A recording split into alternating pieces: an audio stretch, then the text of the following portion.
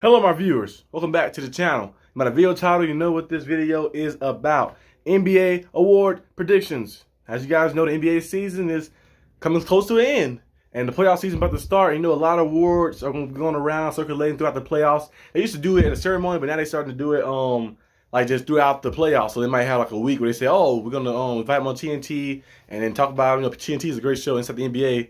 Shaq, Ernie, the legend, Charles Barkley, Kenny Smith, always funny and stuff. They invite them on there now and they give awards. So in the coming weeks, they're going to be giving the awards out. And a lot of these awards are kind of locked up. I think one of the awards that are locked up, start from the top, is Defensive Player of the Year. I think Wemby has solidified himself as the Defensive Player of the Year. He has not only achieved some statistics that are unfathomable by a rookie, but he's also just like broken a lot of different barriers and broke a lot of things down in less game and less playing time as well. Because you look at Rudy Gobert best season when he won Defensive Player of the Year. One of those years, I think, it was a few years ago when Rudy Gobert won Defensive Player of the Year, and Wemby already passed that. He passed that already in less games, I think, as well, and also less minutes as well. He's been on minutes restriction throughout this entire season. So I think Wemby should be up there in consideration for Defensive Player of the Year. I know they don't like to give rookies a lot of the awards sometimes and stuff, but I feel like he's the guy you have to go with. He's been playing phenomenal defense, and not only doing that, but he's still a big-time threat on the offensive side as well. I know it's offense, but I feel like you should still get some type of credit because, like, some guys are just purely defensive guys. They might only average 10 points, but they can lock down defense. Wemby is averaging 20-plus points, and he also locking down defense. So he's being his team best offensive player, and he's also being his team best defensive player. So that should give you some more points because you have certain energy on both sides of the ball, not just one side of the ball, and conserving it for this and that. But I think Wemby should be up there for DPOY. Done a phenomenal job, so we'll see what happens. But he's my pick for Defensive Player of the Year. That's my prediction for that award. On the next award, Coach of the Year, got to be Mark Daniels from the Thunder. I can never say his last name right, but Mark, he has done a good job in just flipping the Thunder around.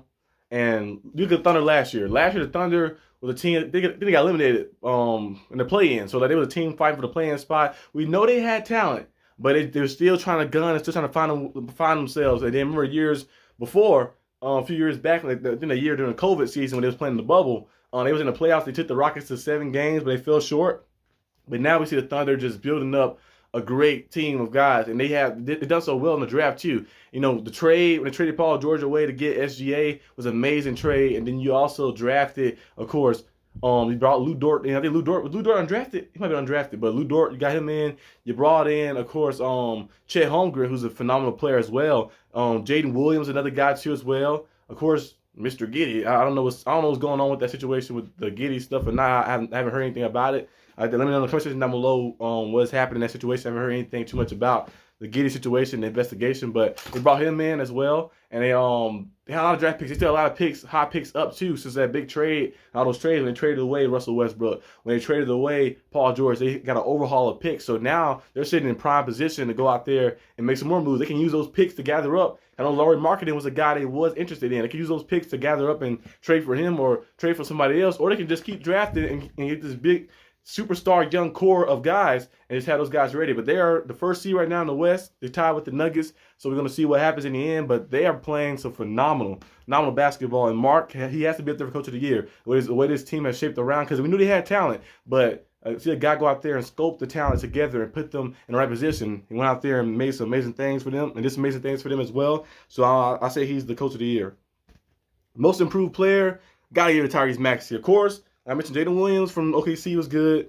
Kobe White, another guy too, who played phenomenal too as well. He finally started getting into his own from the Bulls. Jonathan Kuminga as well. Jonathan Kuminga been playing some phenomenal basketball, and you can kind of say, I don't know if it's a stretch, but Duncan Robinson, you can kind of say him a little bit too. He's averaging 13, 14 points from the Heat. I'm not just saying I'm a Heat fan, but he improved a lot too as well. So it's some guys around the league who has improved. You looked at their play, and you look at what they was last year and what they are now. But Tyrese Maxey by far is the most, because last year we knew Tyrese Maxey was good. We always knew he was good. I was hoping my Heat drafted him, but we didn't draft him. But Tyrese Maxey, we knew he was good. We knew he was great. He showed like the sparks and stuff. But this year, he finally being the second option to Embiid and finally getting that spot to get the ball in his hands more when James Harden got traded away. You see him to shoot up. He's an all-star now. He's averaging, 27 points per game, and it's a phenomenal player. I think he's been absolutely unstoppable, been one of the best players to watch in this league, one of the best guards. His quickness, his speed, his three-point shooting ability, his ability to create space as well with the dribble. He's an amazing player. So I think he's going to be a guy who's going to win this Most Improved Player right here, because he's just been phenomenal. So you got to give it to him. Like there's nobody else I can think of who can get it more than him. And the way you look at his numbers from last year and compare him to this year, he's he's been the same player the whole time, but he didn't have the same opportunity because, James Harden was more ball dominant. But now him being on the ball a lot more, and showcasing his skills, and he's showing you why he was drafted where he was and why he is one of the best guards in this league, one young guards in this league. And he's going to be phenomenal, I think, for the 76ers in the playoffs as well. So I think Tyrese Maxey is Most Improved Player this year. Moving on to the sixth man of the year.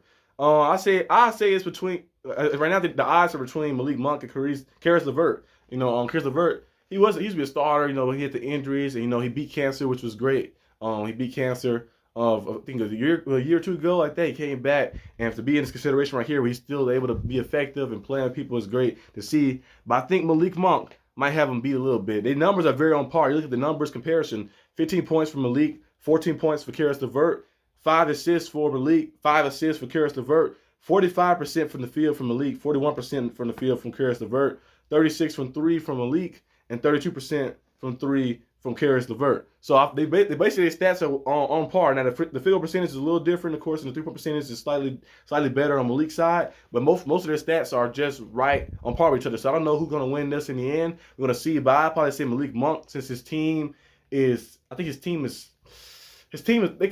the teams kind of around the same rim a little bit. When you think about it, kind of too. So I say Malik, because the percentages are just a little bit better. And I think he's playing 24 minutes a game. He's playing like a super lot of minutes a game. So I say Malik Monk, he'll probably win it. Especially being on the Kings and stuff. The Kings should be in prime position as well this season. Hopefully win the playoff series as well. Last year they came close to winning one. It fell a little short to the Warriors. That was a big time series and a great series to watch. But I think Malik Monk might have him a little bit. But I wouldn't be surprised if Caris LeVert went on the surge and kind of got himself bolstered up, and he could surpass him in a 6-man race. But I think it's between those two guys. And last but not least, we got the MVP. In my opinion, it's between SGA and Jokic. I still haven't decided who I'm going to choose, but it's very difficult. I would say SGA, since he don't have one already. Jokic got 2, but Jokic's been phenomenal. He's been phenomenal for his team. They did 12-2 over the last 14 games, some crazy number, and they've been just dominating and just going crazy against some of the best teams in the league and just playing amazing basketball, even with injuries. When they had injuries, remember Jamal Murray got injured early on in the year, and even with injury, they still was able to dominate, still playing good basketball. Jokic is the main piece in operating that, and SGA has been the driving force, been putting up 30-plus points almost every game. It's like you look up, putting up 30-plus points. He's averaging 30 a game as well. So I think it's between those two right there, SGA and Jokic. You can pick your poison, pick either one. I know Anthony Edwards is kind of getting up there too as well in the race a little bit, but I think since all those players' numbers are very similar, it's going to come down to probably who have the best record, most likely. So we're going to see who will win it in the end. But that's all I got for the video today, guys. Hope you guys enjoyed this video. If you did, leave a like and subscribe for more content. And I'll see you guys. I might do double upload today, so I might see you guys later today as well, too. So thank you guys for tuning in for this.